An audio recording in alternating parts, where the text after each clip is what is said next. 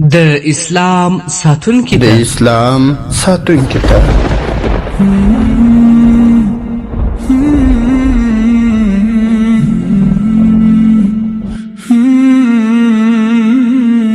عالمانو، داعیانو، مجاهدینو او عوامو ته د شهید عبدالله سعید زرینی کرشي. شپږمه برخه.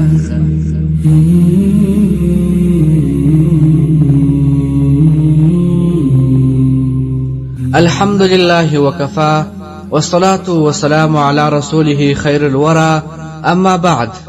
مصیبتونه ستا درجه لوړوي. ای د دغې لارې لارویه، په جنت کې درجې دي، داسې درجې چې په اعمالو سره هغوی ته نسي رسېدلی. داسې درجې دي چې الله جل جلاله خپلو نیکو بندګانو ته تیارې کړي دي. خو دغو درجو ته د رسېدو لاره یوازې تکلیفونه، سختۍ او مشکلات دي. او په هدایت او ایمان کې هم داسې درجې سته چې بې له سختیو او تکلیفونو ورته نسي رسېدلی. الله تعالی چې په تا باندې تکلیف راولي، ضرور به تا ته دغه درجې درکوي، ځکه هم په تا تکلیف راولي او بیا صبر درکوي. دا د الله جل جلاله لخوا خپلو نیکو بندګانو لپاره رحمت دی. شکر یې ادا کړه.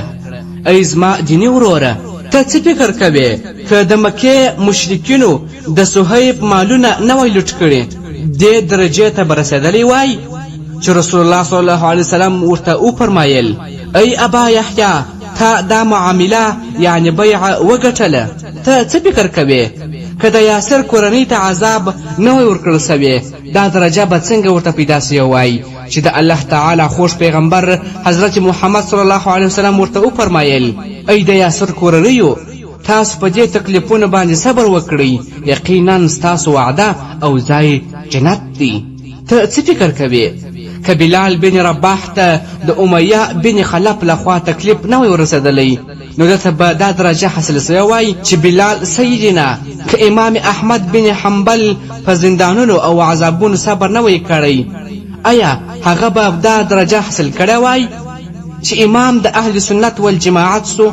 که سید قطب رحمه الله ته عذاب او زندان او قتل نه ورسېدلی، آیا په خبرو او کتابونو کې به یې دومره تأثیر پاته سوی وای؟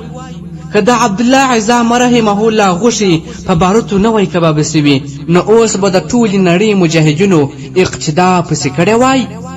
او که شیخ اسامه رحمه الله له خپل شاهي ژوند څخه سفر، هجرت او بالاخره داسې مرګ چې قبر او جنازه یې هم ورکه سوه نه وای تللی، نو د نړۍ د جهاد امام به پاته سوی وای؟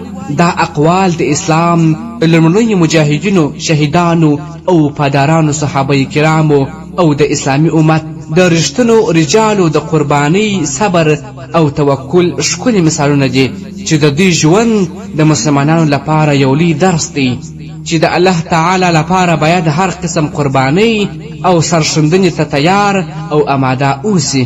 ای زما دیني وروره، کله چې الله تعالی خپل نیک بندگان یوې درجې ته غوره کړي، ضرور به دا حال پرې راولي تر څو دغه تکلیفونه او شهادتونه د خپل رضا سبب وګرځوي.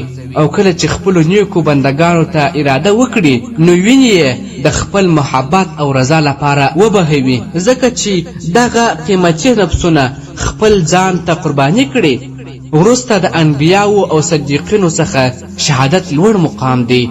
کله چې الله تعالی له چا څخه راضي سي، ضرور دغه مقام ورکوي. ربه ما ته هم خپل رضا او شهادت نصیب کړي. ای زما دیني وروره، دلته ډېر داسې ګناهونه دي چې کفاره یوازې سترې نیکۍ او یا هم سخت امتحانونه دي.